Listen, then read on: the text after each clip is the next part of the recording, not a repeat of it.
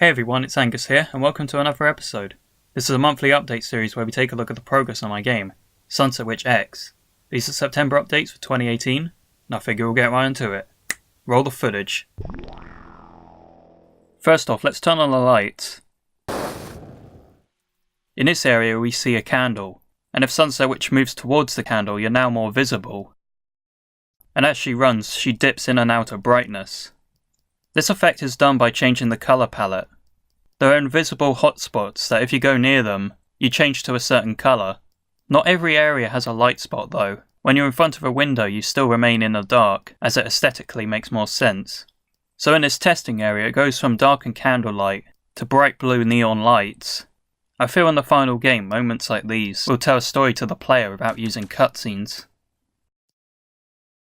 But moving on, we have more test areas. In this area here the alarm's going off. It turns from harmless blue to a dangerous tone of red. And in the room after that there's two spotlights of two different colours.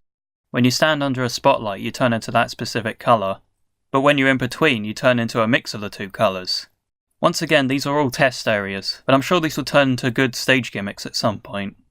Now for a more traditional test stage. This one right here takes place in front of a tiled wall, but some of these tiles hold enemies behind them. At first it's a few regular enemies, but then it progresses into a full-on boss battle of different enemies firing bullets at you, throwing their explosive cells into you, chasing you, and throwing boomerang rods at you. I feel this boss in particular holds a lot of surprises that I don't really want to spoil at this point, but this will definitely be one of the more unique bosses in the game.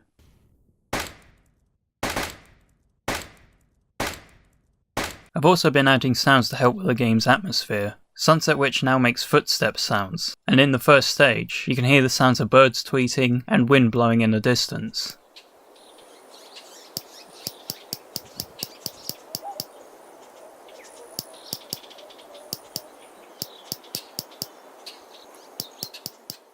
You may have noticed your gem stays the same colour no matter what. This is something I've been hoping to do since the beginning of development, but I've only now just got around to it.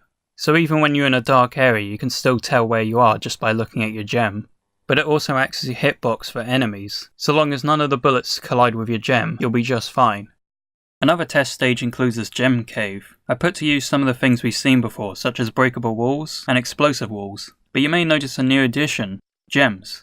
I finally put in proper collectibles in this game, and in this stage there's plenty to go around. Some are in plain sight, and others you have to be quick to collect.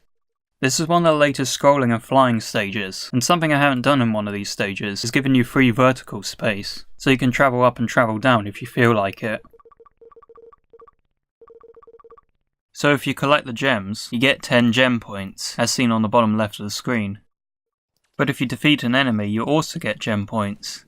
The amount is determined by how much health it had, so an enemy with 10 health points will give you 10 gem points. This gives you a reason to defeat enemies, especially with stronger ones as they dish out more points. So on top of gems out in the open, I've now put in chests. If you use the skull key to open it up, you get a bunch of gems, once again bringing in a bit of risk and reward. Either you use the skull key to protect yourself, or you use it up to collect more gems. You may have noticed I spiced up the explosion effects. It's a lot more noticeable when you're in an enclosed area.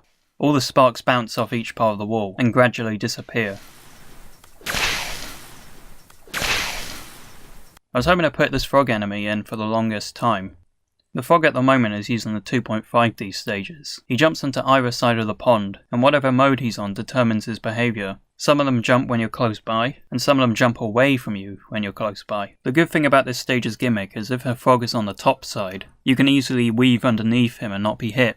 But if you're close by, he jumps anyway.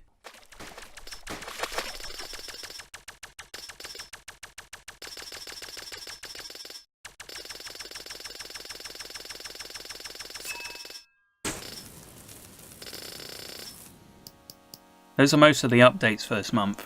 Despite not working on many new enemies, I've been designing a lot of them through concept art.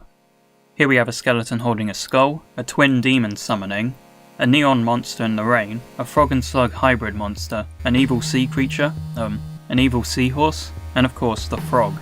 And one background design, this one for the gem cavern seen earlier. I think my goal for next month is, as usual, just keep at it. To keep coming up with stage ideas, bosses, enemies, all that good stuff. But I think an important thing I need to work on is the game's overall structure. I've had plans down on paper on how the game's structure would go, but I think now's the time to move towards making it happen. And when I say the game's structure, I mean things like having a main menu, a stage select, some of the essentials. And I feel it's about time stuff like that needed to be implemented. Other than that, I'm pretty pleased with what came out of this month of September. I'm pretty proud of the lighting effects and think that will definitely help towards the game's overall atmosphere. But that's pretty much it for this month. As usual, if you want to follow the game's progress, be sure to follow me on itch.io. I also post concept art to my Twitter and Instagram, so be sure to follow me in there too. As usual, I hope you enjoyed, and until next time, take care.